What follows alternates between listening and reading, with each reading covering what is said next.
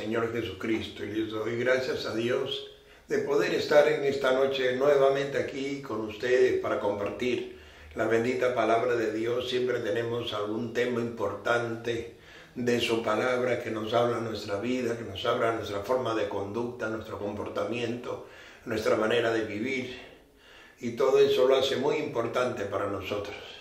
¿Por qué? Porque dice la Biblia en 1 de Pedro 2:2, desead como niños recién nacidos la leche espiritual no adulterada, para que por ella crezcáis pues para salvación. Significa que es el alimento de nuestro espíritu.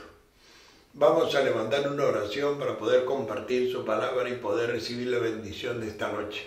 Padre Celestial, yo te doy gracias porque todos los días, Señor, mucha gente entra a escuchar esta palabra, entran a ver las sanidades, liberaciones, milagros y maravillas que tú haces a través, Señor, de tu gran poder y de los dones espirituales que se siguen manifestando en estos tiempos. Gracias, Señor, por los hombres de Dios que están buscando esa unción, por los hombres de Dios que quieren, Señor, del poder de tu Espíritu Santo para traer al mundo, Señor, no solamente palabras, sino como dice tu palabra en 1 de Corintios 4:20, que el reino de Dios no consiste en palabras, sino en poder traer a la gente, al mundo entero, la realidad de que tenemos un Dios vivo que sigue haciendo maravillas. Habla por mi boca con denuedo, con poder en esta hora, en el nombre poderoso de Jesucristo de Nazaret. Amén y amén. Quiero compartir con ustedes en esta noche el tema la hipocresía o la simulación. Son dos términos que utilizan las Escrituras. En el libro de los Hechos, capítulo 10, verso 1, la Biblia nos habla acerca de un varón llamado Cornelio. Cornelio era un hombre piadoso, un hombre temeroso de Dios, fiel al Señor, y también eran conocidas sus dádivas, sus ofrendas y sus limosnas para con la gente necesitada. De tal manera que Dios en su corazón siente usar a Cornelio como una enseñanza para uno de sus apóstoles, en este caso el apóstol Pedro.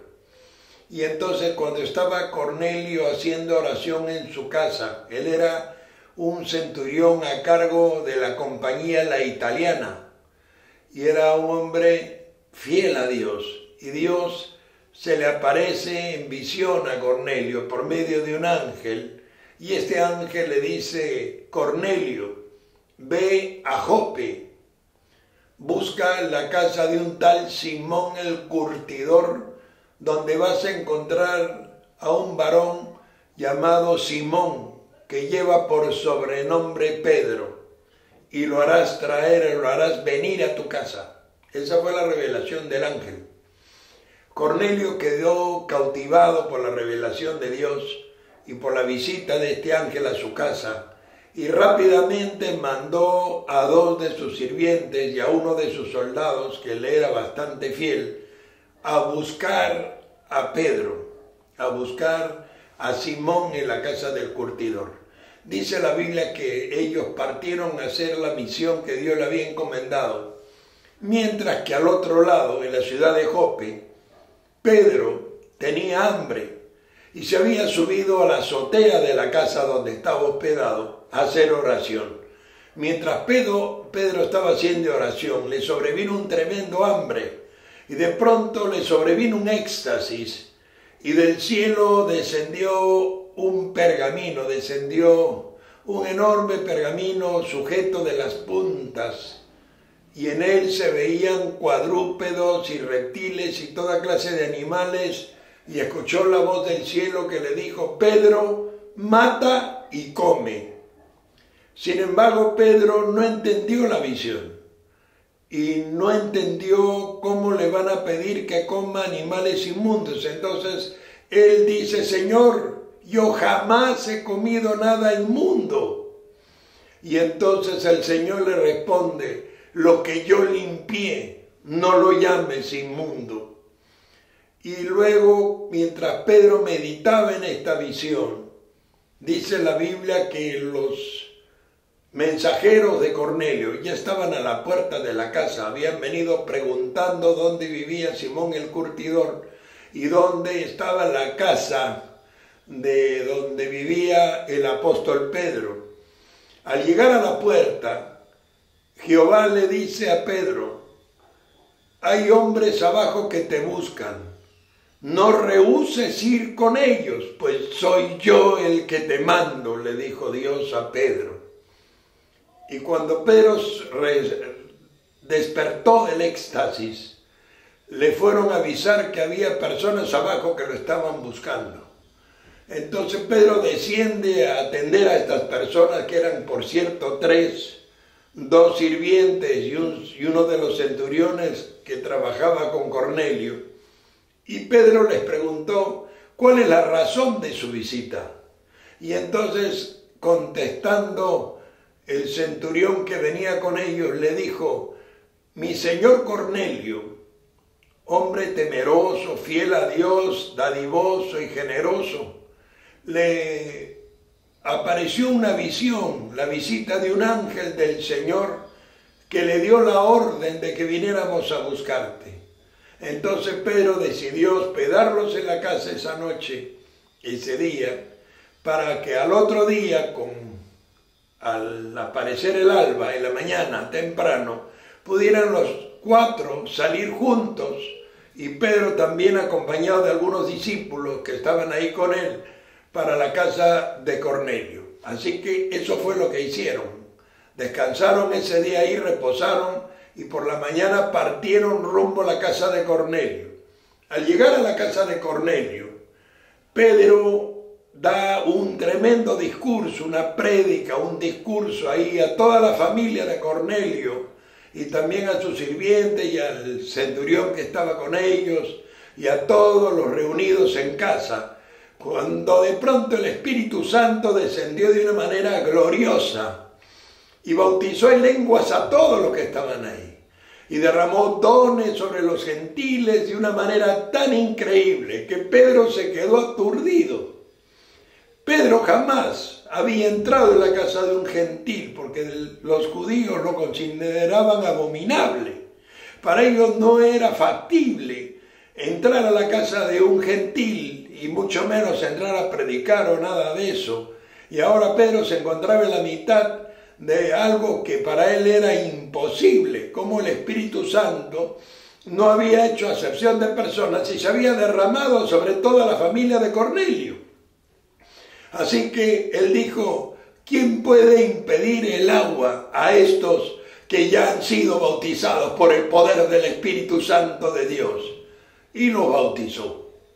Al otro día regresaron, fueron de vuelta hacia la ciudad de Jope, y Pedro tuvo que dar testimonio a todos los demás apóstoles de cómo el Espíritu Santo le había ordenado en la azotea de que fuera con este hombre, con este centurión, que era el jefe de la compañía de la italiana, y cómo el Espíritu de Dios había permitido que fuera llenos del fuego del Señor, y cómo fueron bautizados en agua y todo eso. Así que Pedro era testigo fiel, no por revelación de hombre, no por enseñanza, sino porque él mismo había vivido la experiencia con Dios, y él mismo había recibido la revelación de Dios, de que Dios no hacía acepción de personas y que los gentiles eran parte de la bendición de este avivamiento. Ahora, yo quiero que miren ustedes cómo es posible que poco tiempo después, cuando viajan a la ciudad de Antioquía, Pablo, el apóstol Pablo, le resiste cara a cara a Pedro y le dice hipócrita, porque la palabra simulación, hipocresía, son los mismos términos. Significa vivir una vida de apariencia, significa no ser genuino, no ser veraz. Le dice hipócrita, tú que quieres judaizar a los gentiles y tú vives como uno de ellos. Porque, hermano, según el concepto de los judíos, los gentiles eran personas hipócritas que se juntaban con la gente que les podía proporcionar algún beneficio, les podían dar algo importante, los podían ayudar económicamente, qué sé yo. Y ahora Pedro se estaba comportando como tal, porque hasta antes de que viniera Jacobo y Santiago, que eran apóstoles también del equipo de ellos, Pedro predicaba a los gentiles, comía con gentiles, dormía en casa de gentiles y estaba apoyando a Pablo en la predicación del evangelio. Y ahora, cuando vinieron estos de la circuncisión, estos apóstoles que estaban aferrados a las doctrinas antiguas, las cuales Pedro era testigo de que ya no era de esa forma, porque Dios mismo lo había llevado a la casa de este centurión. Y sin embargo Pedro, cuando llegan Jacobo, Santiago y este grupo de apóstoles, se había puesto retraído, se había puesto hipócrita, se había puesto a simular, y entonces Pablo encontró que esto era de reprender, que esto no era correcto, que esto estaba mal, y lo resiste cara a cara y se lo dice públicamente en presencia de todos ellos. Tú pues le dice que te comportas como gentil, vienes ahora a judaizar a los gentiles. Y le dice en su cara, ¿no? ¿Cómo es posible que te comportes de esta manera? Y no solamente Pedro, sino Pedro arrastra en su hipocresía también a Bernabé. Así que tenemos un claro ejemplo, hermanos, de cómo Dios no funciona dentro de lo que es la apariencia. Muchos de las iglesias cristianas viven de apariencia. Viven en la iglesia, se les ve muy espirituales, pero en su casa se comportan de otra manera. En la iglesia hablan lenguas y viven de una forma, y en sus casas y en la calle y en sus trabajos y en sus negocios se conducen de una manera totalmente diferente. Entonces, eso no es un cristiano genuino. Recuerde que una de las armaduras de Dios que está en Efesios 6 es proteger, dice, los lomos con la verdad. Y la verdad no tiene nada que ver con la hipocresía, con la simulación y con la apariencia. La verdad tiene que ver con ser genuino, transparente, irreprensible. Y los lomos es la parte de la espalda que nos protege, la armadura de Dios. Dice el escudo de la fe, dice la coraza de justicia, y los lomos, dice, protegidos con la verdad. Y cuando hay simulación y hay hipocresía, nos estamos comportando como fariseos, porque todos los mensajes de Jesús hablaban de los fariseos, todos los mensajes de Jesús enfocaban a los fariseos, y les decía fariseos hipócritas, porque vivían de apariencia, porque hacían largas oraciones en las calles, porque se hacían extender la filactería de su ropa, porque querían vivir de apariencia, pero en el fondo estaban podridos, en el fondo estaban torcidos y no eran verdaderos ni genuinos. Y eso es peligroso, hermanos. Mire, yo le voy a dar un ejemplo para que usted se dé cuenta. En el libro de Números 12, verso 1, ustedes van a encontrar la historia de María y Aarón. María y Aarón eran hermanos de Moisés. Y cuando Moisés toma por esposa a una mujer cusita, las mujeres de Cus eran mujeres africanas, eran negras. Los judíos generalmente eran muy blancos y muy hermosos, y la mayoría de ellos se casaban entre ellos. Pero en este caso Moisés había tomado una mujer africana, una mujer de color oscuro. Y entonces María y Aarón usaban esto como una excusa. ¿Cómo es posible que Moisés haya tomado a la mujer cusita? Y comenzaron a murmurar. Pero no solo murmuran, sino el problema más grave era que en realidad el trasfondo de esto no era la murmuración contra la mujer cusita, esposa de Moisés, era el querer usurpar el ministerio de Moisés. Porque luego en su dicho, ellos dicen, ¿acaso Jehová solamente ha hablado por boca de Moisés? ¿Acaso Jehová no ha hablado por boca nuestra? O sea, se estaban haciendo iguales a Moisés y se estaban haciendo una forma de querer, hermanos, usurpar su ministerio. Querían deponer a Moisés por la actitud, por la acción de haberse casado con una morena, haberse casado con una mujer africana, y ahora querían tomar su puesto. Eso fue exactamente lo que hizo Coré. Ya estamos cansados de ti, Moisés. Ya estamos cansados de que seas tú siempre. ¿Y acaso Dios también no habla por boca de nosotros? ¿Acaso nosotros no somos santos? Y acuérdense que la tierra se abrió y se los tragó a los de Coré también. Entonces nos damos cuenta, hermanos, que la simulación y la hipocresía es cuando vivimos de apariencia. Simplemente no sabes quién está contigo, no sabes si el hermano que está contigo es genuino o no. Porque aparentemente se le ve muy espiritual, aparentemente te ama, aparentemente es una persona confiable, pero quiere que le diga algo, a Dios nadie le engaña. Porque Dios pesa y prueba los corazones y Él sabe y da a cada uno según sus obras. Él es el que conoce los pensamientos y las intenciones del corazón. Usted puede aparentar mucha espiritualidad, pero Dios conoce el fondo de tu corazón. A Él no lo vas a poder engañar. Tú puedes hacer que la gente crea que tú estás por una intención, que tú estás por un sentimiento, pero en el fondo muchas veces tienen doble ánimo, doble pensamiento, muchas veces piensan mal del hermano, y aún en el libro de Proverbios dice que el hipócrita levanta su boca contra el hermano, que el hipócrita habla mal de su hermano y pone al hermano contra el hermano. Es peligroso y es lo más grave, porque eso era la actitud de los fariseos. Por eso el mensaje de Jesús siempre repetitivamente decía: hipócrita, hipócrita, hipócrita. Hermanos, nosotros, los cristianos, debemos ser genuinos. Debemos ser tal como usted nos ve. No podemos ser diferentes en ninguna parte. Somos así en el trabajo, somos así en el negocio, somos así en la iglesia, somos así en casa, y debemos hacer así en todo lugar. Mucha gente no quiere ser cristiano porque ve ese cambio de comportamiento, ese cambio de actitud, que en un lugar aparentan ser una cosa y en otro lugar son otra. Nosotros somos genuinos, verdaderos y transparentes, porque el cristiano debe ser así. Y esa es una enseñanza que nos deja en este día la palabra de Dios. Como el apóstol Pablo le dice que esto era de recriminar y de reprender. Como Pedro en su simulación actúa de manera diferente. ¿Por qué? Por temor a los hombres. Muchas veces usted cambia su conducta por temor a los hombres. ¿Por qué? Porque quiere agradar a la gente. Usted no trata de agradar a la gente, usted preocúpese de agradar a Dios. Porque Él es el que nos mira todo el tiempo, Él sabe, Él conoce las intenciones del corazón. Y si usted está seguro de sus principios, usted no tiene por qué dudar de nada. Usted no tiene por qué cambiar su conducta ante ninguna persona, porque usted conoce bien los principios que tiene inculcados y los que Dios le ha revelado, para que no se desvíe a derecha ni a izquierda.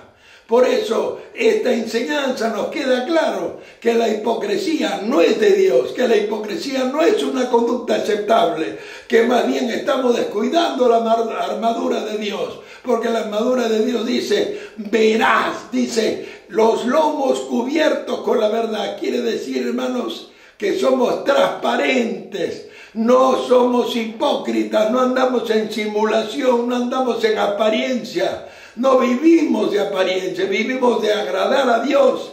Y si el hombre no está de acuerdo, es un problema suyo, porque el que nos llamó al servicio del ministerio fue Dios, no nos llamó hombre alguno. Esto no es un trabajo, esto no es un negocio, esto es un llamado divino. Y nuestro corazón debe estar abocado en agradar al Todopoderoso. Les dejo esta reflexión a manera de que podamos meditar en ella, si nuestra conducta es la que debe ser y si nos estamos conduciendo realmente de forma veraz, transparente e irreprensible. Vamos a hacer una oración para despedirnos de este lugar.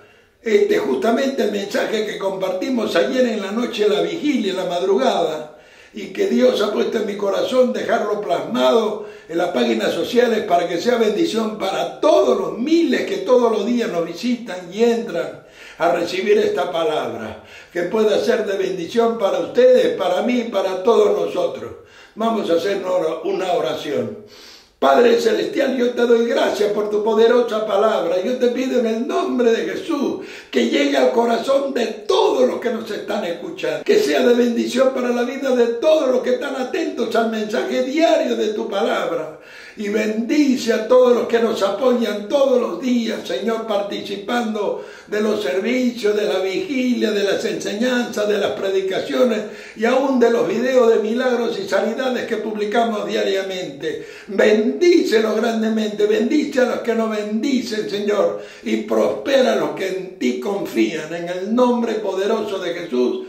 Amén y amén. Dios les bendiga grandemente en el nombre poderoso de Jesús. Amén.